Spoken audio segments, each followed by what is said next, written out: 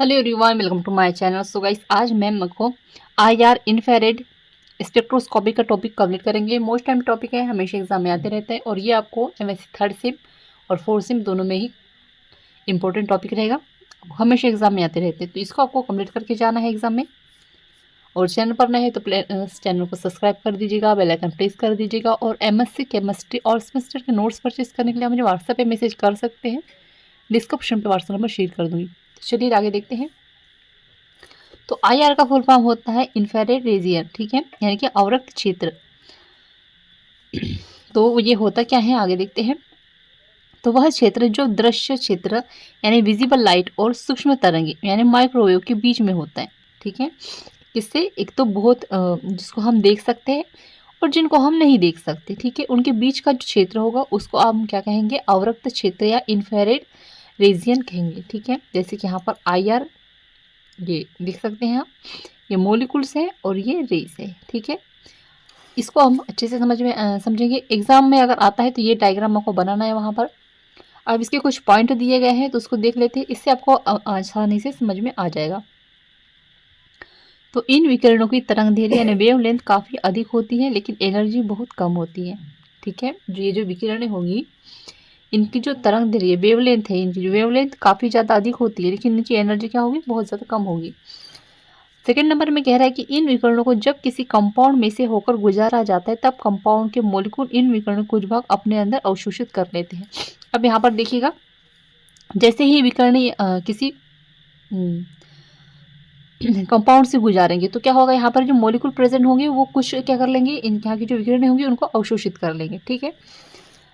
आगे कह रहा है यह एक प्रकार का अवशोषण स्पेक्ट्रम है। स्वाभाविक सी बात है, अगर मॉलिक्यूल यहाँ पर अवशोषित कर रहे हैं इन विकिरणों को तो इसके क्या होगा, अवशोषण स्पेक्ट्रम होगा। आगे कह रहे हैं इनके कुछ भाग को अवशोषित कर लिया जाता है एवं शेष भाग को परागमित यानी ट्रांसफर कर दिया जाता है, ठीक है। मतलब यहाँ पर देखेंगे कुछ भाग को यहाँ पर अवशोषित कर देंगे मॉलिक्यूल और कुछ को यहाँ पर इससे गुजार दिए जाएंगे, ठीक है, यानी परागमित यानी ट्रांसफर कर दिए जाएंगे। लास्ट में कह रहा है इन मॉलिक्यूल में बहुत से प्रकार के बॉन्ड पाए जाते हैं और प्रत्येक बॉन्ड में कई प्रकार के बॉन्ड पाए जाते हैं और प्रत्येक बॉन्ड में कई प्रकार के कंपन होते हैं। इसलिए आईआर स्पेक्ट्रोस्कोपी की स्टडी करना अत्यंत जटिल हो जाता है, ठीक है। आगे देखते हैं, ये इसका डायग्राम दिया गया है, ठीक है, आईआर स्पेक्ट्रम का निर्धारण इस तरह से। आगे देखते हैं, इंफ्रारेड क्षेत्र में अध्ययन के लिए डबल बीम स्पेक्ट्रोमीटर प्रयुक्त किए जाते हैं, जैसे कि ये दिए गए हैं। इंफ्रारेड स्रोत से प्राप्त होने वाले रेडिएशन दो बराबर किरण पुंजों में विभक्त कर दिया जाता है। यह दो सेल है यहाँ पे, ठीक है। संदर्भ सेल जिसमें विलय होता है और प्रतिदर्श सेल में कोई यौगिक जिसका हमें स्पेक्ट्रम प्राप्त करना होता है। लास्ट में कह रहे हैं विद्युत चुंबकीय स्पेक्ट्रम में 0.8 से 20 UM तरंग दैर्ध्य का क्षेत्र आईआर क्षेत्र में माना जाता है, ठीक है। इस पॉइंट को आप याद रखिएगा, ये ऑब्जेक्टिव में पूछ सकता है।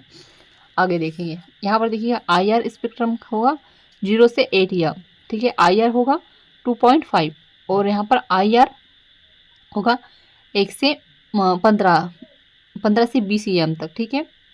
तो आईआर स्पेक्ट्रम का क्षेत्र होता है IUM 13/NM, ठीक है। तो यहाँ पे जो है हमारा टॉपिक एंड होता है। सो आई होप आपको अच्छे समझ में आ गया होगा और नोट्स काफ़ी इजीली है। सो नोट्स परचेस करने के लिए मुझे व्हाट्सएप पे मैसेज कर सकते हैं, डिस्क्रिप्शन पे व्हाट्सएप नंबर शेयर कर दूँगी। Thank you.